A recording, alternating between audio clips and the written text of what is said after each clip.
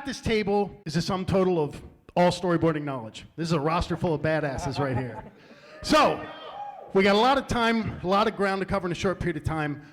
So we're going to try to zip through this as effectively and as concisely as we can. My name's Jeffrey Henderson. I worked on The Boys, Black Adam, Miss Marvel, The Dark Knight, Inception. So, having said that, I'm going to start here with this guy. I want you to introduce yourself, and I want you to tell these fine folks how did you break into storyboarding, and we'll just go down the line. Hello, everybody. My name is Darrin Denlinger. I've been boarding for 26 odd years. I kind of fell into it. I came up to Hollywood as a film major, and I started as an assistant in studios and as a director's assistant for like 5 years. I always drew as a kid, but I never thought I had the guns to do this as a career. And so during that time of 5 years, I learned how to communicate with virtually anybody, any position in the industry, and learned a lot about physical production, a lot about development of scripts. And when it came time, a friend of mine left a position as an assistant to direct a movie and asked if I wanted to do something on it. And I boarded it, and his director of photography ended up directing something, his first movie the next time, and I went on to that and just kind of went from that humble beginning all the way through, and I've been very, very lucky since then. And last 10 years have been mostly Fast and Furious movies, Marvel movies, and now I'm kind of an in-house storyboard artist for the Russo brothers company Agbo. And that is that. I'm Ken Perkins. I storyboarded. Do we just say what stuff? Oh yeah, storyboarded Werewolf by Night with Toby over here, and so that was a recent project worked on. It was super fun. How I broke into storyboarding? I went to Cal Arts to be an animator, and while I was there, the transition to CG happened, and I just didn't really want to be a part of that. I didn't want to do CG all day, so I was in a storyboarding class with incredible teacher named Mark Andrews, who directed the movie Brave with Brenda Chapman and had a story at Incredibles and stuff. He's an amazing story teacher and very inspiring. And I was like, I want to do what he does. He was working on Spider-Man, he was working on Incredibles, and I was like, that's what I want to do. So I started working towards that, aiming a portfolio towards that. Ended up going into advertising for years, 12 years maybe, something like that.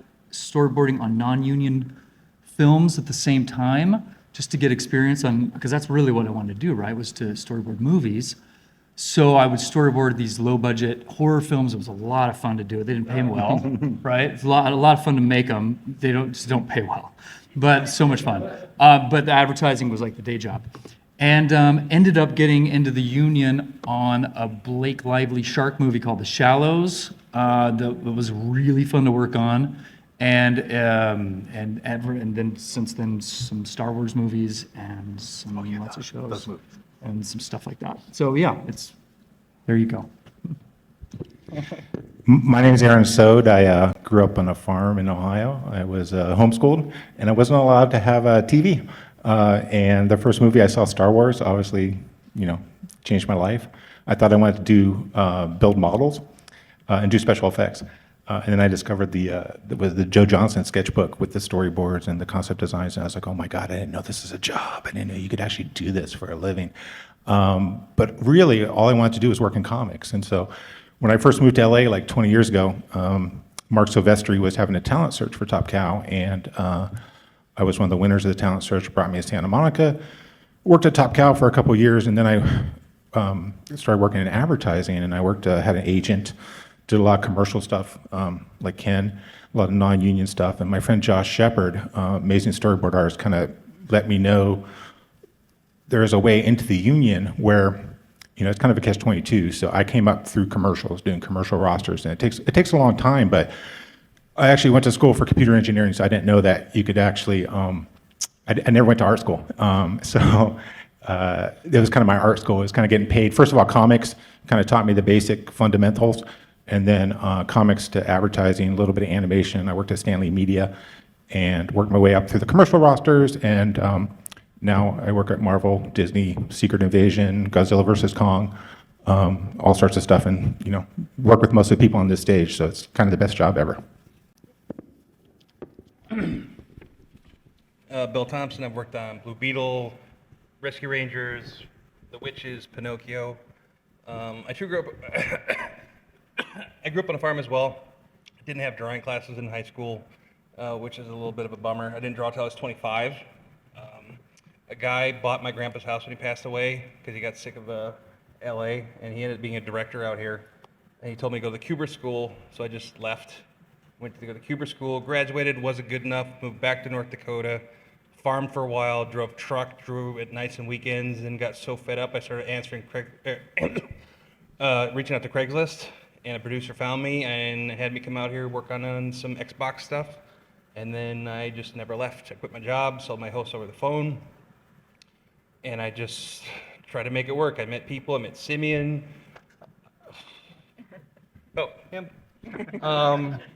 And then just made a bunch of friends and made samples and just went after it and struggled and had no money. And then I got a producer request on Cosmos, and I got in the union, and it's been the best experience. It's the best job in the world. Yeah. It's so much fun, but you can go from being a farmer to this in a decade. So, nice. Yeah, and I just got done with working on Lilo and Stitch, and I am on strike, I guess, with everybody else for a while. That's it. Hello, my name is Daniel Lim.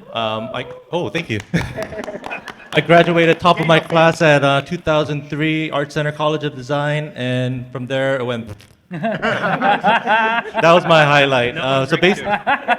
Basically, I tell you that because I had so much pride in my years as a student. I didn't listen to anybody. That's when Scott Robertson came in and overhauled the whole department. We made entertainment department. And I just said, I'm not going to do that. I'm going to do my own thing. And 10 years later, I'm like, should I live in a box? Should I live in public storage? That's how bad it got. And I needed to turn my life around. Out of the blue, Nathan Oda from Otis College of Art and Design, he reached out to me and said, hey, there's an opening for a school. So I started teaching there because I had a master's in illustration. But I basically lied my way in. I didn't have anything to give to the students because I have no professional anything, but I did it. Long story short, there was a kid named Luke Berliner who I was mentoring, and he got another mentorship from another person named Steve Jung, who came into our school at the time, and he and I, we go way back, but I remember just kind of looking at him like he was setting up the lights for my gallery wall. And here he is talking about Transformers and all that stuff.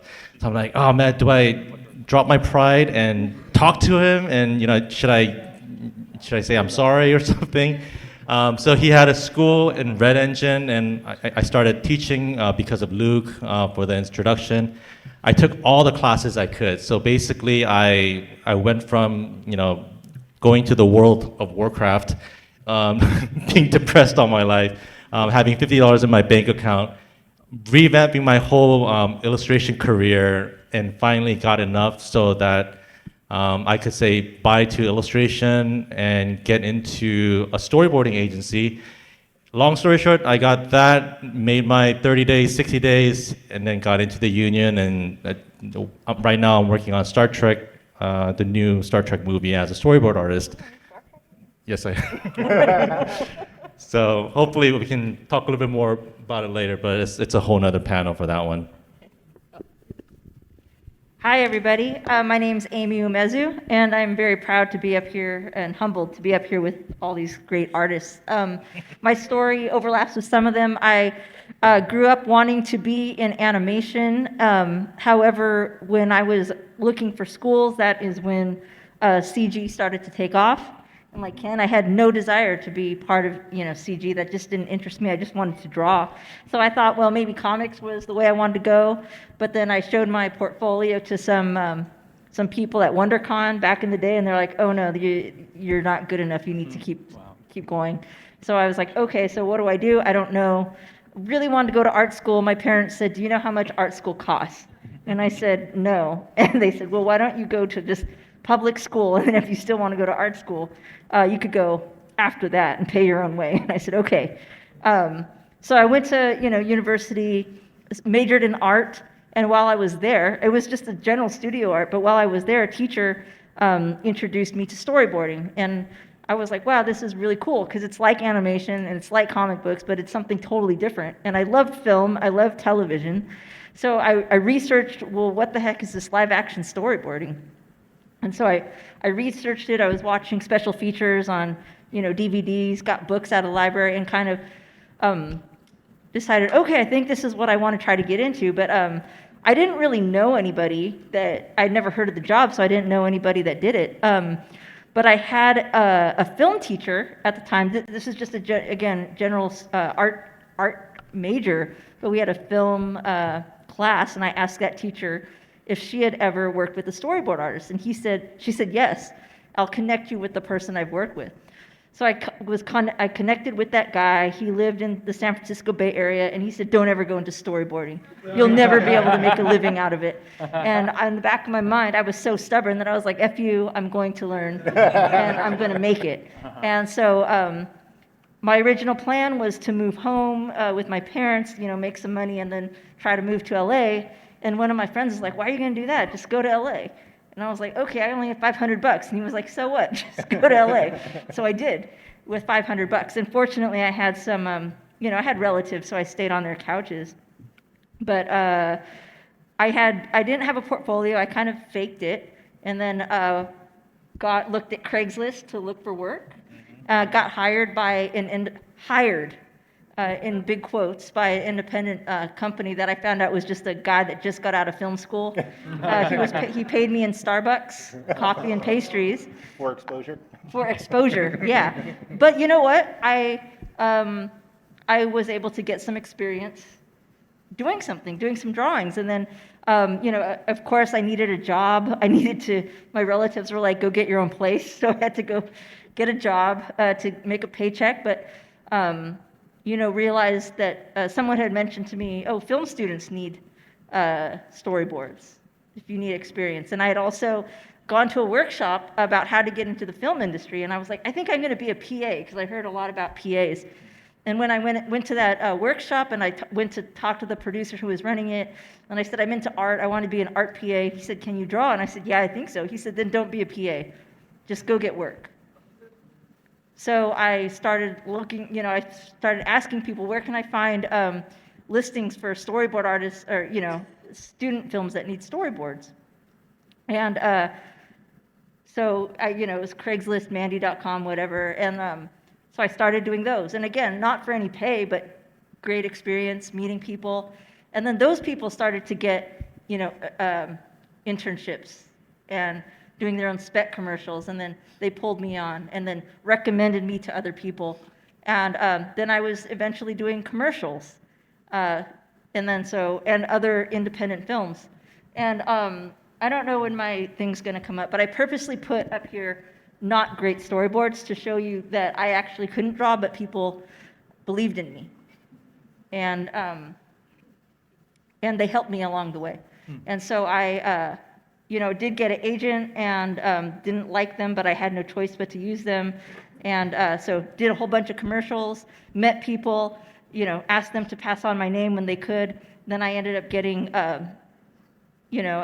more independent films, got connected with a company that paid me $100 to do their whole movie. Yeah. But that company called me back for 2 more movies, and one of those movies was 500 Days Summer. And then I met Mark Webb, and then Mark Webb brought me on to do a lot of his commercials and music videos, and then he got Amazing Spider-Man.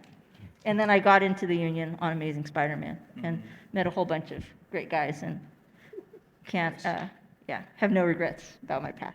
Thank you.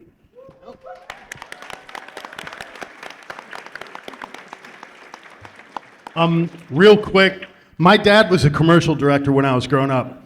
We were estranged, and he wasn't a great dad, but he was great at what he did. So when I would go see him in New York, he had an agency, and it was before everything went digital. So it was all these old dudes in bow ties and suspenders, holding a cigar and some Glenlivet, and they're like, "All right, kid, it's just like Spider-Man, but it's a guy with a Pepsi. Go."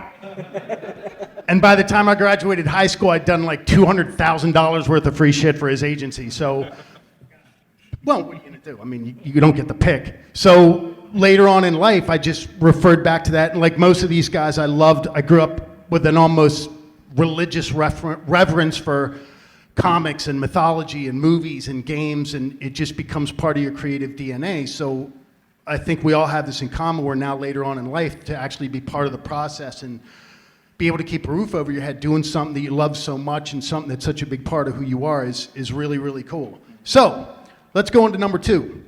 What advice would you give someone trying to break into storyboard for film today? Ooh. Always first.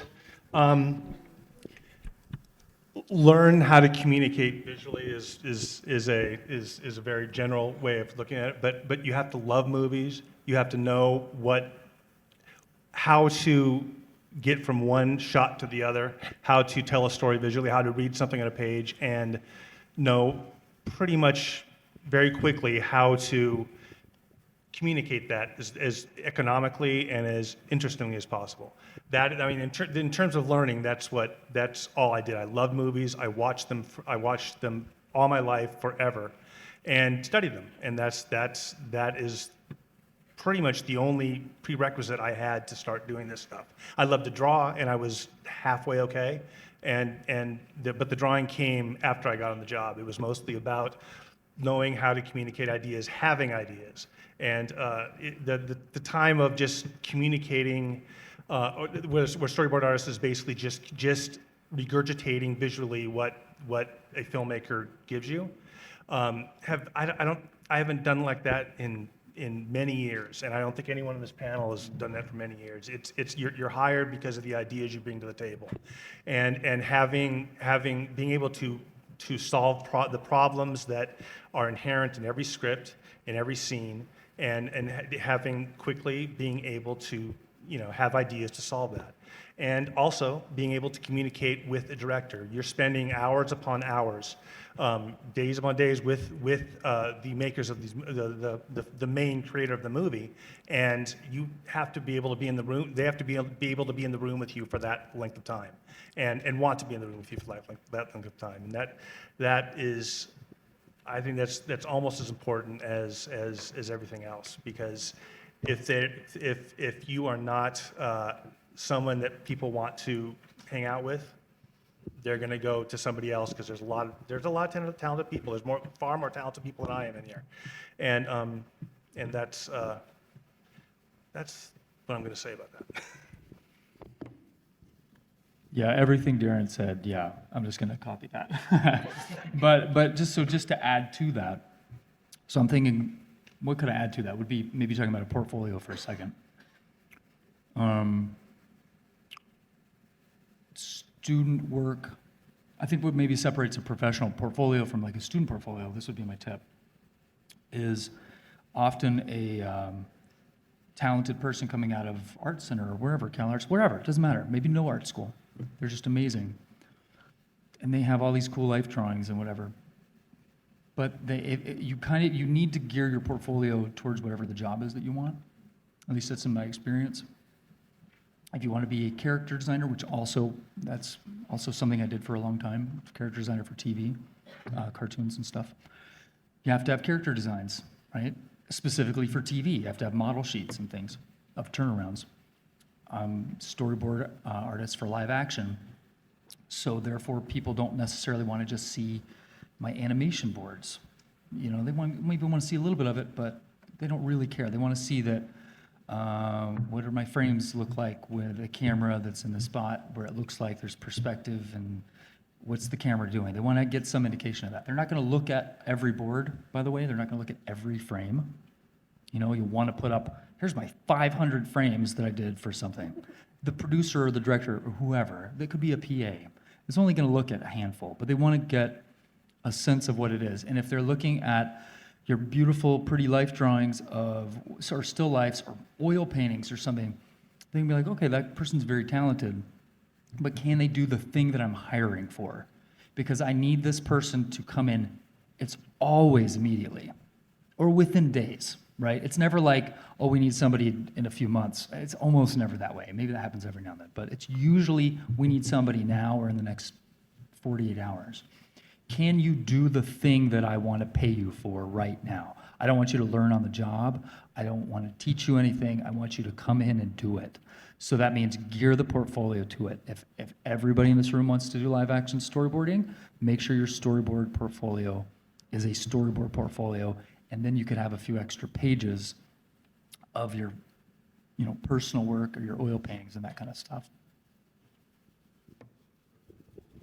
I think those are all great, great tips. And just to piggyback off of what everybody's been saying is, I always tell my students, I teach a online class at Scholism, kind of like a beginning storyboard class. And I always tell my students, you never want to work for free, but what Amy and Daniel are saying, and Bill and all of us are really, when you're getting started, there's no shame in Craigslist, or at least you got free coffee. But yeah, never take a job for like exposure or something. I guess if it's a student film, maybe. But yeah, you do have to, like Ken's saying, you have to show that you can do the thing. And to go back to what Darrin was saying, he's absolutely right. Film is a collaborative medium, and people are in a hurry. The schedules are tight, deadlines are tight. But it really is about relationships. People want to work with people that they know, they trust. I can give a sequence to any one of these guys, or vice versa, and we can go back and forth, and we know the job's going to get done. Everybody's got different styles, everybody's got different approaches, but at the end of the day, it's how you interact with your fellow artists and also other departments. One last thing I will say, I was on, I think it was Fear the Walking Dead, and I was replacing a storyboard artist, and nobody used him. They didn't. I guess he wasn't doing the job, but the showrunner told me on my first day, he said, I don't know why you're here.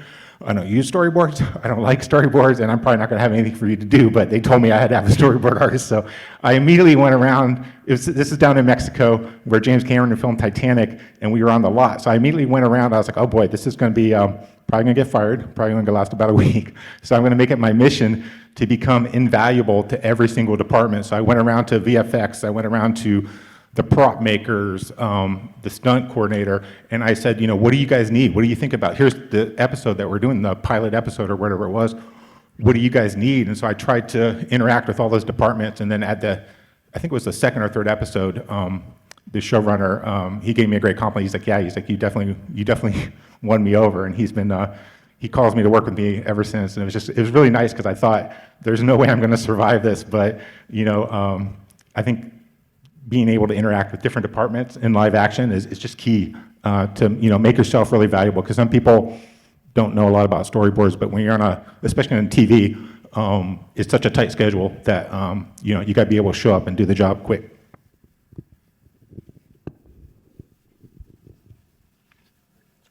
Well, no, I'm just what's left. So one thing came to mind is leave your ego at home. I got a note. I worked on the Gorge. I worked on the Gorge. It's an Apple Plus thing that's going to come out 20 years from now.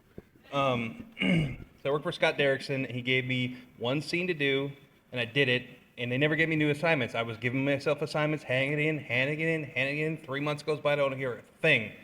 I get a note to do this one sequence. I did it. I got the note. I didn't know what I didn't want till I saw this. And I'm like,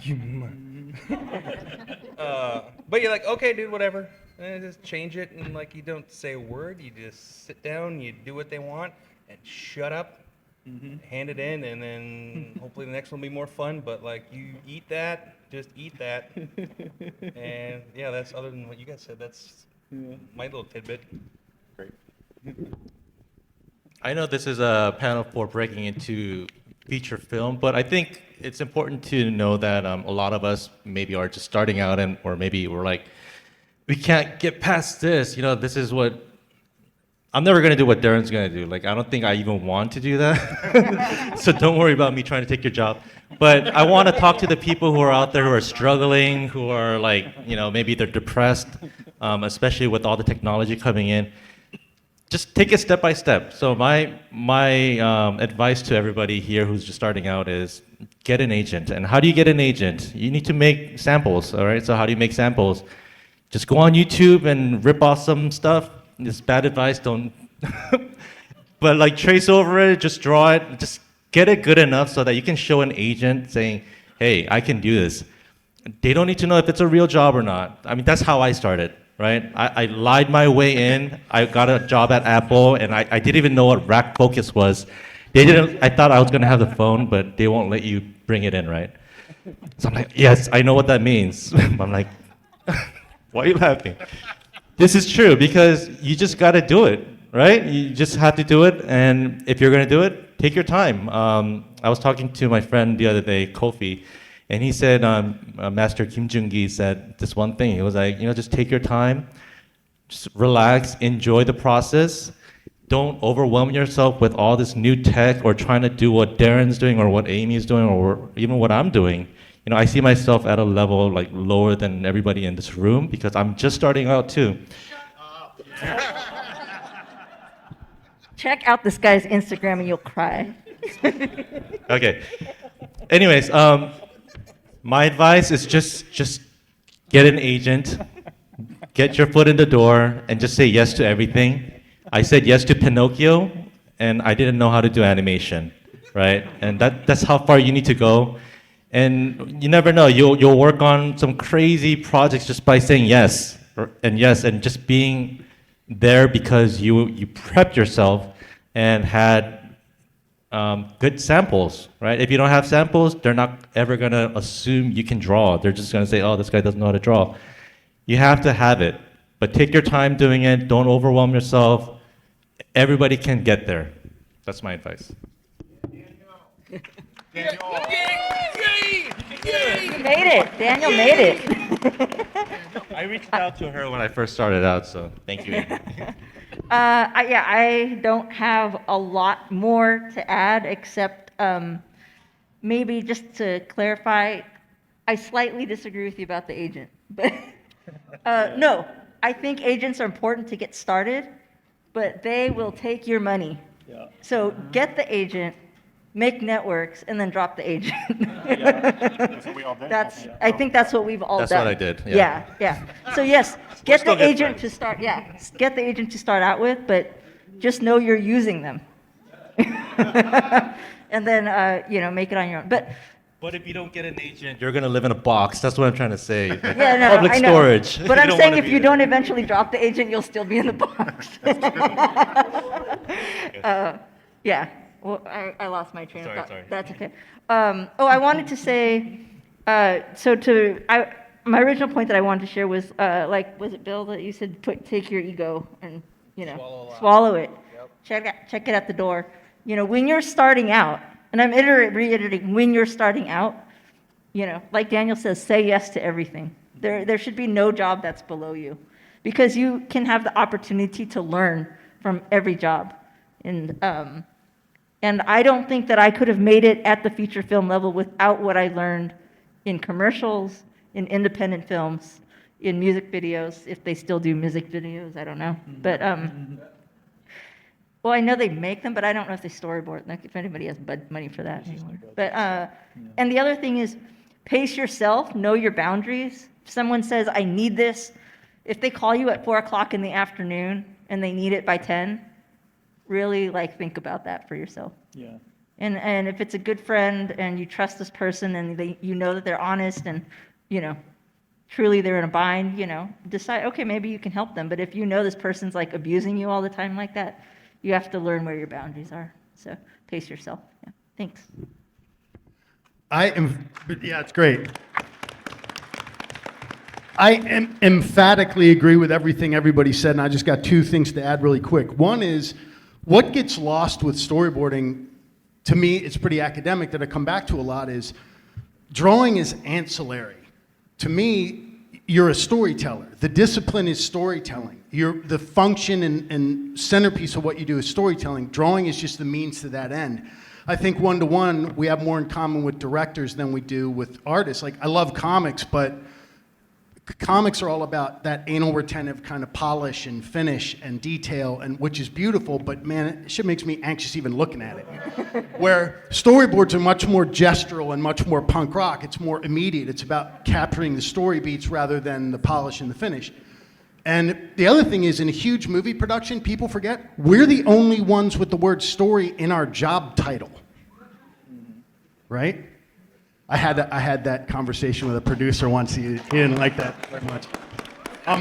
And the second thing is, and again, this is subjective because Daniel and Amy both specifically spoke to this very eloquently, but when you're starting out, I completely agree, like, yes, yes, yes, because the other thing is, it'll force you to rise to the occasion. If you volunteer for something and you're not sure you can do it, do that shit. You'll figure it out.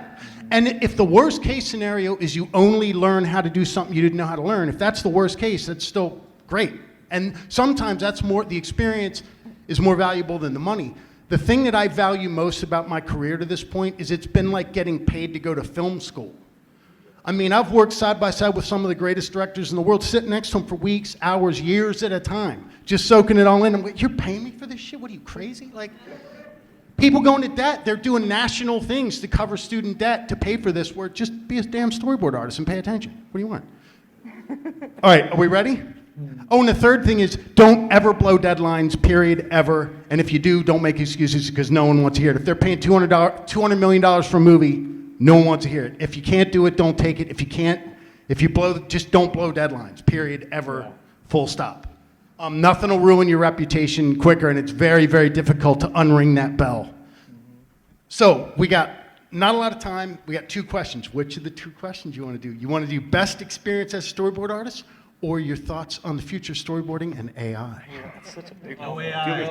No AI. Do the first So one. tired. Okay, we're done. Next question. What do you guys think? All right, we're going dark. All right, I guess I'm already. Can we pick? Huh? Can we pick? Yeah, we. Yeah, we got to answer. Yeah, let's pick. Darrin can start. Dealer's choice. I'll do a little bit of both. I don't think it's going away, AI, and I think as a tool, as a Google on steroids, it's can be very helpful. The idea or the hope that some money people think that they're going to be able to churn stuff out in 10 seconds that it takes us 2 weeks to do. I don't think that's happening. I know it's like growing by leaps and bounds every day, and I I'm working for a company that kind of embraces it, and I'm kind of happy to be able to learn as much about it as I possibly can, because as I said, I don't think it's going away. I think you just need to learn how to use it as a tool and not be afraid that it's going to replace you. And that's that thing, that's the biggest fear that I think everybody has about it. Beyond that, favorite experience is a little more lighter situation. I worked for 2.5 years on Avengers Endgame and Avengers Infinity War, and amongst like 3 other of the far more talented than me board artists, and sitting in a room, and the biggest mandate for those shows from the Russo brothers was best idea wins.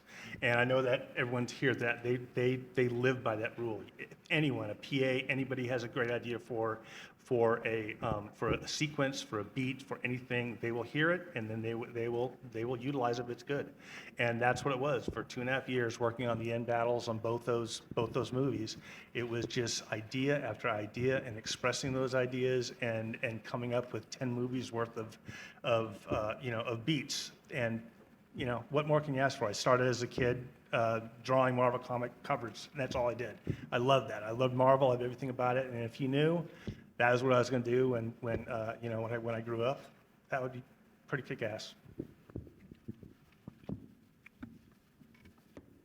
It sort of depends on what day you catch me, whether or not I'm like, yay AI, or fuck this, we're all screwed. I've already seen, because I still work in commercials too, especially now with the strike, so I've already seen AI being used, making what are called keyframes, which is a non-union job. At least in my experience, it's always a non-union board artist that does that. And those are given to me in like an agency deck. My point being is that that's already a job I've seen that on the last 2 or 3 jobs I've worked on in the last few months, where usually a board artist does keyframes, a human board artist does keyframes, and I get that agency deck, and then I make shooting boards off of that. The shooting boards being what the director uses, right, to make the commercial. The last 2 or 3 commercials where I've gotten that, they've all been AI generated, or just pulled from Google, right? It's not necessarily. And the thing I've also noticed with AI stuff is that it's sloppy. Like producers don't seem to mind. Yeah, okay, it looks like the celebrity. I can't really say, but it's like, yes, it looks like the celebrity in this situation that you want. But they seem to not care that, yeah, we all make jokes about the fingers, but I don't mean it's just that. It's like the cars overlap. It's obvious that it's stealing from other images. It's not creating its own thing. It's actually stealing, maybe pixel by pixel, because it doesn't know what it's doing. It's putting a part of a car here, part of a car here, part of a car here, part of a car here. But the maybe more important part, in a way, is that the people that pay for it have been doing that, and they've been fine with it. Has not affected my job. I don't know if it's going to. I've been really busy doing these shooting boards. Lots of commercials are being made. So I don't know, but it's affecting somebody's job. That used to be my job as a non-union storyboard artist, was making these keyframes. So I don't know, and that's the kind of a sort of more of a starting type job as a storyboard artist. You can have that as a long career, but it's still something you maybe can do more like out of art school. So that's that. I don't know how it's going to affect things. It's just we're all going to find out. It's moving so quickly. In terms of projects that are fun, some of my werewolf boards are up there. That was a blast. Working for Michael Giacchino was awesome. He's a great director, great person, and that was a blast. And working for Robert Zemeckis, a hero of mine. A few of us did on Pinocchio. I mean, that was like a dream come true, getting to work for Robert Zemeckis and asking him day one, should I call you Mr. Zemeckis or Robert? And he goes, you just call me Bob. I was like, oh, okay, Bob. It's just like, somebody that is a hero of mine. So those kinds of things pop up in this job. I'm working for people that you've grown up just idolizing, and you're like, I can't believe I'm either in the same room or maybe it's a Zoom, but I can't believe I'm working directly with this person, just either, this director and me. And that's why I do it. Because it can be a kind of a lonely job at times, especially when we're not in art rooms anymore. But in those moments, you're just like, man, I love working for this person. And it's inspiring working for a great director. Yeah.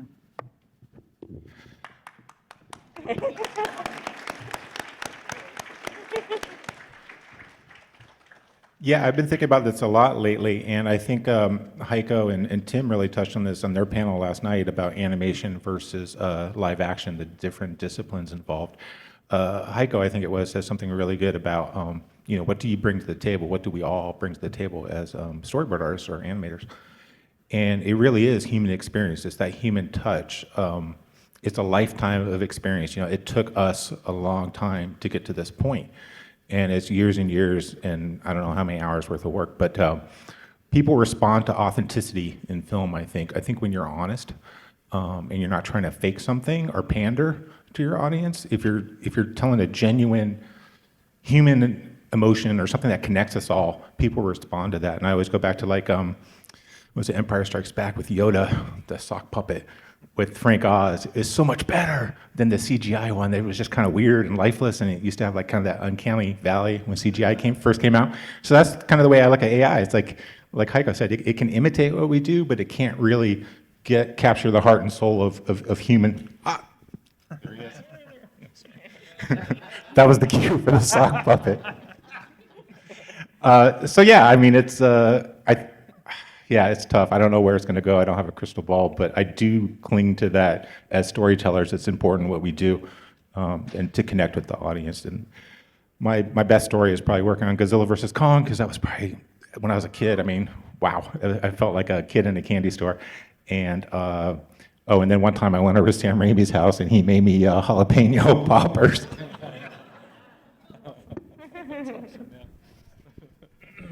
I don't have a whole lot to say about AI other than it doesn't have a point of view. One movie, and you worked on it, and I forgot you did. 500 Days of Summer spoke to me because that happened to me like every other sap.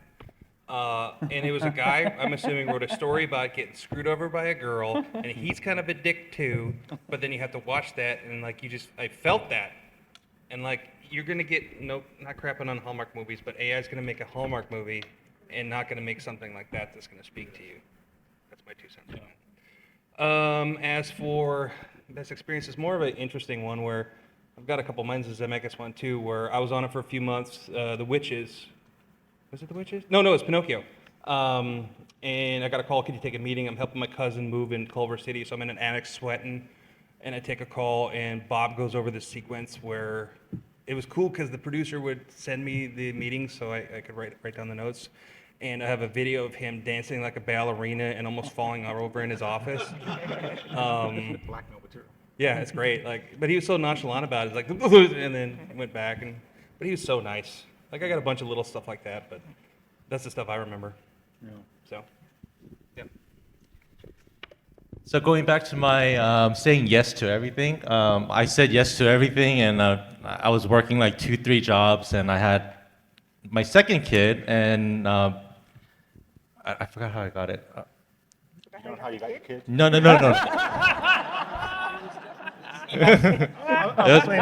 Yeah, okay. Sorry, I wanted to mention because Bill was on Witches and he wasn't available, so I got on as a concept artist slash like Hallmark card artist. And after I finished the job, I was like, you know what? Hey, I do storyboards too, right? And so they remember that. So I think I was first up because Simeon wasn't available. He was first, and then he wasn't available, so I was third. And I got that job, and I kept saying yes to everything. I didn't read the script. My baby was gonna come out, and then I was just like overwhelmed with everything. So this is not about Bob. It's actually about my mentor, Josh Shepard. I gave him a call. And I said, hey, Josh, I never read the script. I don't know what to do in the situation. And then he gives me a text. He said, can I call you? And so he calls me and like, hey Josh, like, hey Daniel, don't take this job, right? Like, what? But I have to. This is my way into the industry, right? It's like, and like a fatherly advice, he said, you're gonna mess up, and you're working with the best in the biz, right? I was working with Oliver, Thomas, and Phil Keller. And you don't want to be that guy. You have the best out. Your kid is on the way. Just don't do it.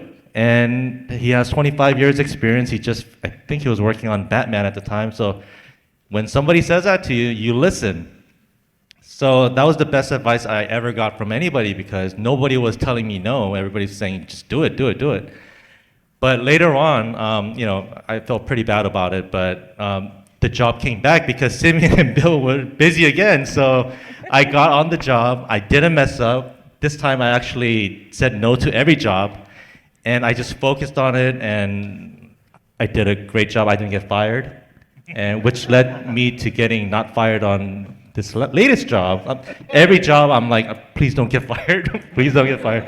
So it's been my longest job since. So yeah, focus. Say yes when you first start, but say no when you're trying to establish yourself. What was the question? Oh yeah, I'm not going to talk about AI. Yeah, I'm not gonna talk about that. But the way that I measure what a good project is, 3 things. Do I have windows in the office? Is there good food? And have I met some good people? So I don't have any specific like one movie.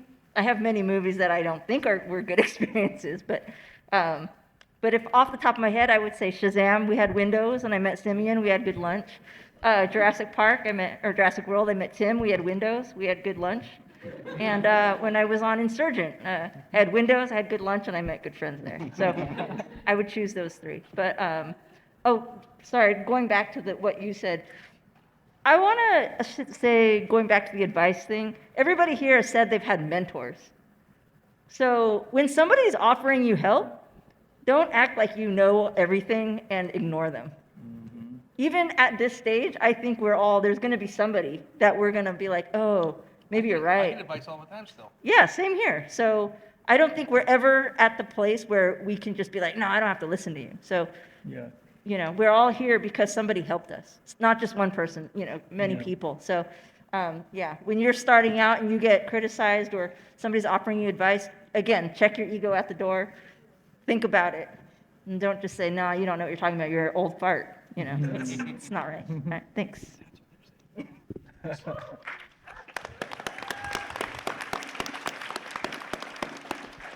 Two things really quick. My best experience was I was a huge Sam Raimi fan ever since I was a kid, like Evil Dead, Army of Darkness, and I eat that shit up. So I got this call to work on Spider-Man. And I was all nervous, and I don't really get nervous that easy, but he was like mythologized to me. So it's this formal thing through Sony and all these documents, all these people. Well, it's a really big budget movie. You shut up. So I go through this thing, and I finally meet him on the Sony lot. I go in this office, and Sam's like the coolest dude, even if he wasn't as accomplished as he is, just on the merits of his own personality. He's the sweetest, most unaffected, unassuming guy ever. He's lovely. So I come in, and I'm all nervous. I have no point of reference. And he's like, hey, buddy. And he's like a little koala bear. Like, he just comes up and and I'm like an anime character. I'm like, I got little hearts floating over my shoulders, the blush lines. And he comes over and kind of hugs me. He's like, hey, I want to block the scene with you, buddy. Now I have no point of reference. I'm like, oh, this is crazy. So everything got surreal. And he pulls out this big box. And he pulls out all these Spider-Man action figures. And he starts going, psh, psh, and then we're going to do this. And then it's going to be, psh. And then he's like, got the vulture. He's like, he's going to be flying. He's going around his office. And I started laughing spontaneously. Like I couldn't help, like really busting up. Then he stops. And he looked at me like I was growing antlers. And he's like, what's the matter, buddy? And I'm like, what fucking alternate reality did I wake up in where I'm in your office playing action figures, Spider-Man? So that was the best one. And as far as AI, super quick, I call it the WALL-E theory. How many people here have seen WALL-E? Okay, WALL-E is not just objectively one of the greatest animated movies, but one of the greatest movies ever made. But not for the reason you think. WALL-E is a horror movie. No, I'm really serious. AI, it's not going to be The Matrix. It's not going to be Arnold Schwarzenegger going, get to the chopper. It's not going to be robots. It's not going to be any of that nonsense. We're going to do it to ourselves because we get lazy and incapable. And that is the warning of WALL-E. Go back and watch it now as an adult. The reason the entire human populace is gelatinous, they can't even walk. The climax of WALL-E is the guy taking his own steps on his own because he's so incapable. You know why? Because everything's so easy for them and fed to them that they abandon any agency they have as human beings. Yeah. That's what this is. Now, I agree, it's a benign tool. It's not good or bad. It's not evil but people suck. And if you put something like that in the hands of lazy hacks who want to take our life's work and regurgitate it with a button push, fuck you.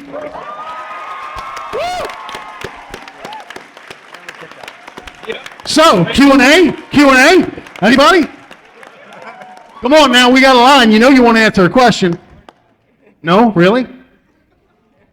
I can get Aaron to sing. Or I can get Ken to strip. We got a mic over here. I only say that because we got a camera set up to film it. Man, this is cool. No? You scared everybody, Jeff. I'm sorry. Yeah. I feel so tender and vulnerable now. Please. Hi, I have two questions. One, I'm wondering, it sounds like freelance is generally the model. How do you see hybrid and remote or in-office playing out in your work? Is it different for people who are just starting out versus people who are more established? And then my other question is, when I see the storyboards for features, I see such amazing talent in showing a three-dimensional world from lots of different angles. What type of tools, whether it's software or things that you do for yourself, to imagine something in three-dimensional space while you're drawing in 2D? Darrin? In terms of the question was between working in an office and working at home, that kind of thing. Yes. I have not really worked in an office in almost 10 years. I mean, occasionally I go in for meetings, but almost everything else is Zoom, and it works perfectly fine for me. I'm a hermit to begin with, though, so I work better like that. If I was in the room with these people right here, I would be insanely insecure and couldn't do good work. And that's me personally.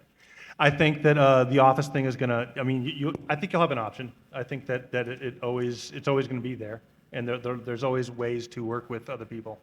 So that's where I fall with that in terms of the other question. The tools. Yeah, Tools. Take the tools. I mean, Darrin would be great at that question too. But for me, so everybody uses different stuff, but Photoshop just to draw everything. That's just how I work. But to get what you're talking about, to get it so that everything seems like it's in the same space, I'll use SketchUp or Sketchfab. If I can, I'll try to make a very, and I mean simple little thing in SketchUp, because I'm not trying to all I want are the perspective lines kind of taken care of. That's all. I don't need details. I can make all that stuff up. I just want the basic perspective figured out for me so that I'm not plotting it for each storyboard, because that just takes forever, and it's not creative to me. It's boring, right? I'm trying to generate dozens of frames a day. I'm not trying to generate just one or two. So it's like, I'll build a little thing in SketchUp, or maybe even find the model already on 3D Warehouse, or again, Sketchfab. And it's close enough to maybe the space, or it's a car, or it's something, right? But let's talk about a room. It's a room, it's basically again, I did the werewolf board, so I looked for a room that was, what is that called? Anyway, whatever the space is, wherever. Atrium, yeah, I'm sorry, yeah, an atrium.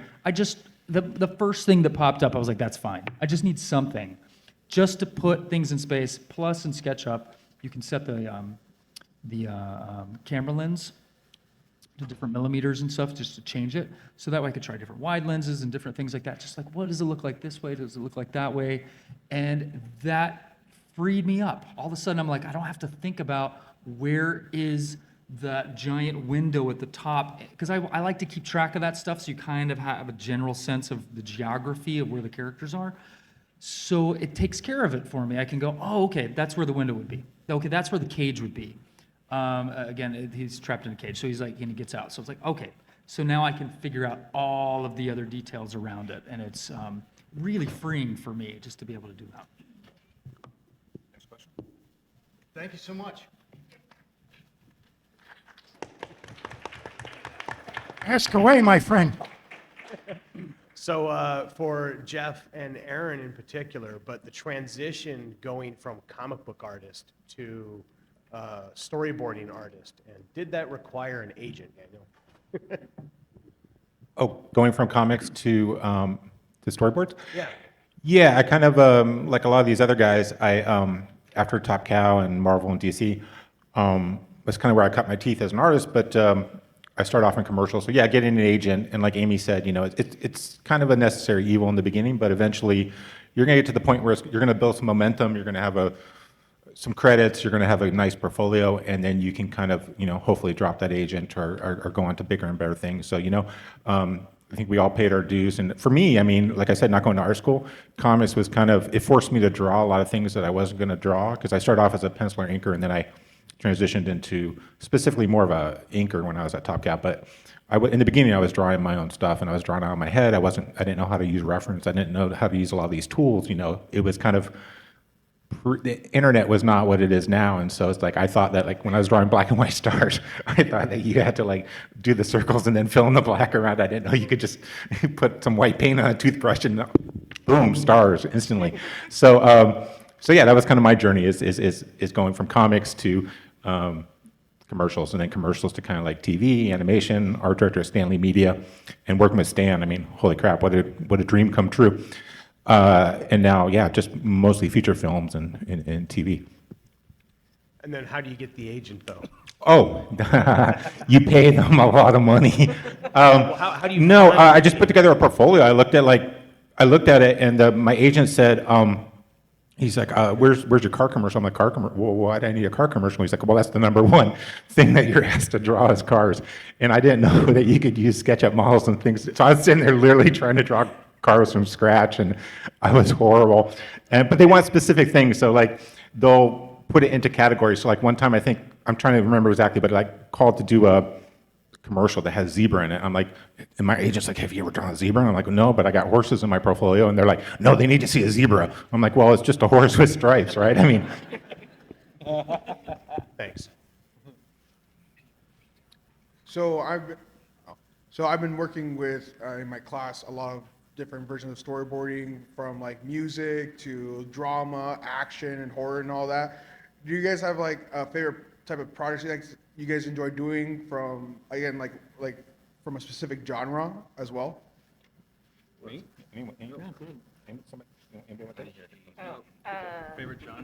Favorite genre?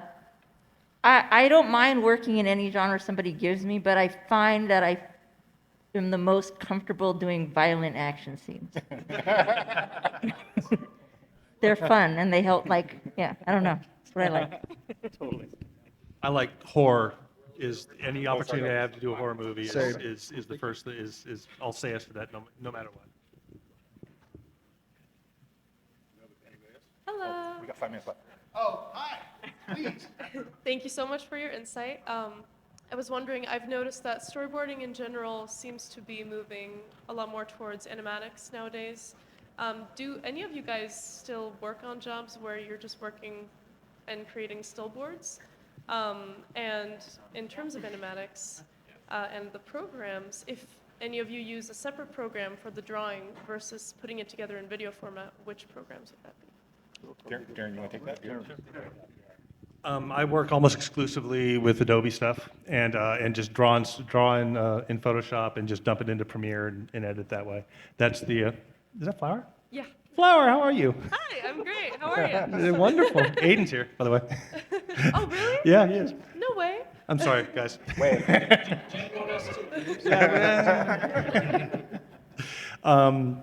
Yeah, Adobe stuff for me, and I mean, SketchUp is amazing. And in terms of drawing, the best program that I just can't fit into the workflow is Sketchbook. Sketchbook is amazing. And yeah, that's it. That's for me. Yeah, at the end of the day, it doesn't matter what software you use, as long as because every production is different. So like on a TV show, chances are I'm going to give them a PDF, and they're going to digitally distribute it or actually print it out and put it into a binder, because they're going to be on location. So it's very practical problem solving, as opposed to like the stuff that Darrin does early in the process. It's like blue sky, very creative, like the stuff Daniel does on Star Trek Picard with the space battles. But when I was on Star Trek Picard, I was doing reshoots for the scenes they were going to shoot on the soundstage. And so it's much more practical with the DP, the camera lenses, the places we could shoot, as opposed to like when Daniel does one of his really cool Star Trek sequences, he's basically come up with everything out of, make it up from scratch. For context, Aaron said, please send me some animatics. So that's why we have animatics up here, not because that's the only thing we work in. Yeah, no, we do both. Thank you so much. No, I mean, but I work, most of my stuff's frames, and then they usually send it off to somebody to animate. I don't think there's kind of a hard demarcation line. I think it's kind of job to job or gig to gig, or, because I suck at editing. It's terrible. I would never be able to animate that stuff. But thank you so much. Thank you. We got time for what, one more? Yeah, I think so. 1 or 2. I'm sorry, ladies and gentlemen, it's so fun. Hi. Shoot. So I can't afford Art Center, I can't afford an agent, and I don't want to lie about it. Is like schoolism a good way to put my foot in the door, or? So, Oh, I might be biased, but because I teach there, but yeah, I think it's good. Well, not only do I teach there, I also take a lot of other, like Ian McKeag has classes. I mean, there's so many good artists on there. I'm just like, part of when I started teaching there, I was like, oh my gosh, like I just want to be on there all the time taking classes. Because like Amy and Daniel were saying, like we never stop learning. I mean, there's all these people have different processes and different advice that you can get. And so like, I think if you stop learning, you kind of, stagnate as an artist. So always try to learn as much as possible. I wanted to clarify, I don't think that you have to pay an agent upfront to get an agent. It's just that they set your rate and they'll take like 25% of your paycheck. So it's just like you're just not going to get as much as, once you get yourself established and you realize, hey, I could be keeping that 25% for myself. Then you're like, okay, I want to keep all my money. Yeah. So I don't think you need to pay to get an agent. Oh, no, I was joking, sorry. Huh? I was joking about that. Oh, yeah. Well, he said he didn't have money to get an agent, so I'm clarifying that it's free to get an agent. Oh, Please try to get an agent. I consider price too, because like schoolism is affordable. I graduated in 2007. I never missed a payment. I still have $52,000. So write that down. See what pencils out. And YouTube is no joke, man. It's a tremendous resource. And just do batches of work, find a couple people whose opinions, A, you respect, and B, who are going to be objectively honest with you, not bullshit you, like really tell you what's what. And that process, it's just like it would be on a job. It's iteration. Do a batch of stuff, get a consensus. If you send it to 10 people and you get the same note from 7 out of 10 people, you should probably pay attention. But that's essentially, if you can't afford to go to school, that may well do you more good in terms of this job specifically anyway, because there's so much stuff that's encompassed. It's drawing, it's storytelling, it's direction, it's all kinds of stuff. So I would just say iterate, get feedback, iterate, and then when you feel like it's at a point where your stuff, you don't see that much of a difference between your own work and people who you admire, or I call it North Star reference, like something that's an absolute, oh man, that's great. If you see that difference diminishing, you're ready to do whatever you want. Just real quick, 2 great resources for free. Our friend Doug Leffler, he has a series of videos on YouTube. I think he's up to like maybe 6 or 7, maybe 8 of them by now. Fantastic. Some of the best advice you'll ever get. And then also like Flooby Newbie. There's so many good websites and tutorials online. I mean, just go on YouTube and there's, all these people are doing, especially during the pandemic, they just started recording and doing tutorials and podcasts and stuff. And you can I always listen to podcasts when I'm drawing, so. Nobody's ever asked me where I went to school. True. Ever. Oh, yeah. All right, thank you. Thank you so much, you guys. Thank you.